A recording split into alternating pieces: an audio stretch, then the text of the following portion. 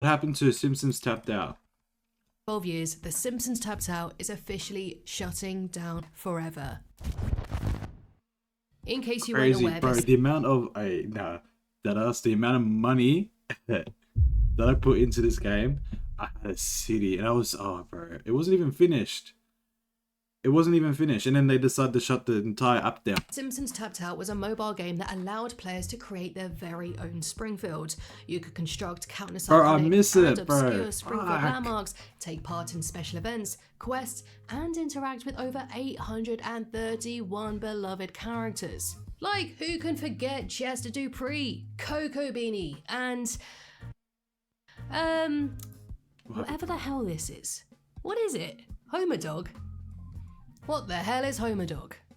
So, after more than a decade of millions of players crafting and perfecting their own towns, this notification suddenly appeared on September 26th, 2024.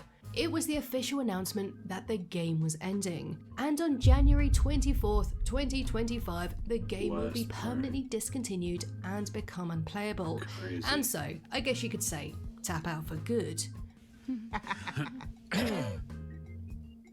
But how did this come to be? How did a game that received 80 million downloads and gross over $200 million suddenly get cancelled? Well, let's start at the very beginning. In August 2012, EA Games launched The Simpsons Tapped Out with this trailer.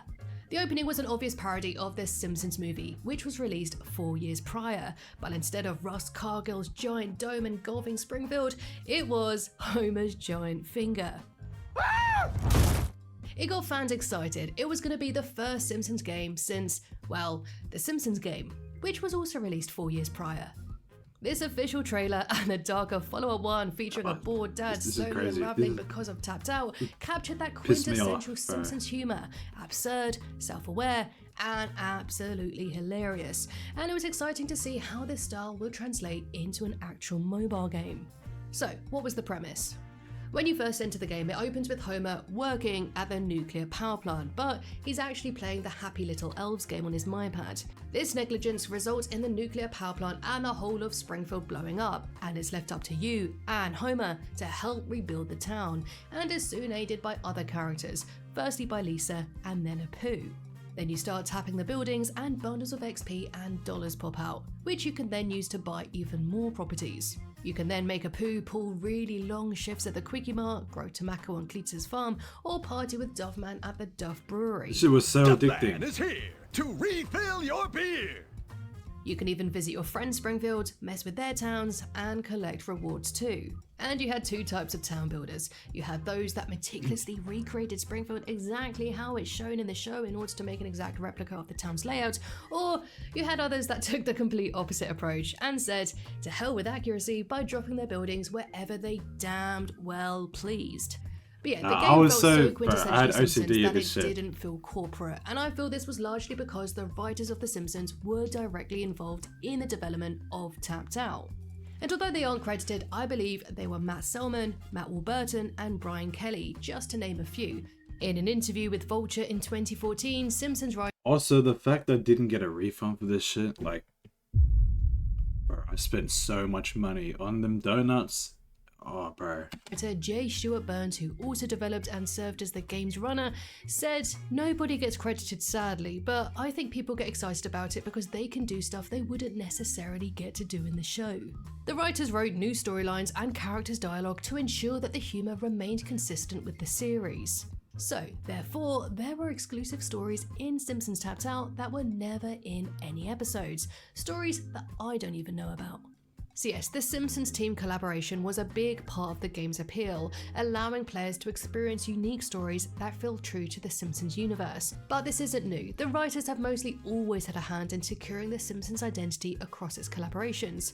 In my video a few months ago, I already dived into just how much input they had into shaping and creating Universal Studios Springfield, USA. But back to Tapped Out though, and it was an understatement to say that it was a huge success.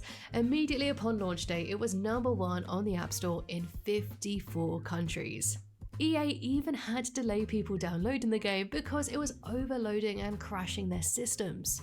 And so in 2013, it was revealed that The Simpsons Tapped Out had 5.4 million daily active players. And while it didn't revolutionize the genre, the game's ability to capture the show's signature humor and charm helped it stand out in the crowded mobile gaming market. So much so that it amassed a dedicated fanbase who enjoyed expanding their towns and unlocking brand new characters through themed events, therefore keeping the game relevant for over a decade.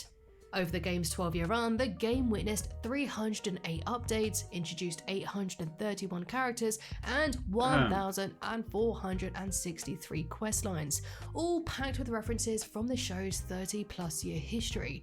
Financially, it was a juggernaut, generating over This was so satisfying. Every morning, I time it well. Every morning, it also had longevity, standing alongside mobile giants like Candy Crush and Roblox, and I think this was partly because the show was still ongoing, so it opened up a fresh batch of characters, storylines, and locations for the game developers to work with.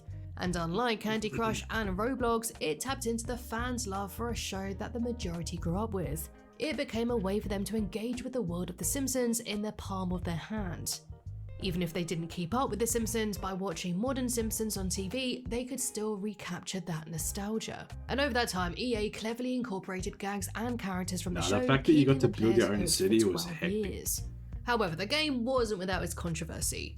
It faced backlash over its freemium model, where players felt frustrated that they needed to spend real money to Nah, I spent so much, bro. I got so many ships. I got everything advance or everything. progress in good time. The game even became a parody target in South Park's 2014 episode Freemium Isn't Free, mocking the addictive nature of in-app purchases. Run around and collect more coins, or better yet, buy them in bulk. Despite this though, Tapped Out stood the test of time, adapting and evolving over the years in order to keep players coming back. Besides, The Simpsons themselves said it was life-ruiningly fun. If you're tired of being a successful, healthy person, Tapped Out may be able to help. But does this self-awareness make it right? Because even though Tapped Out is free to download, players can purchase in-game items using real-world cash. This drew criticism for being exploitative and lacking in gameplay, because to progress in the game you had to complete character quests and levels. But some of the wait time for these tasks could take as long as 90 days.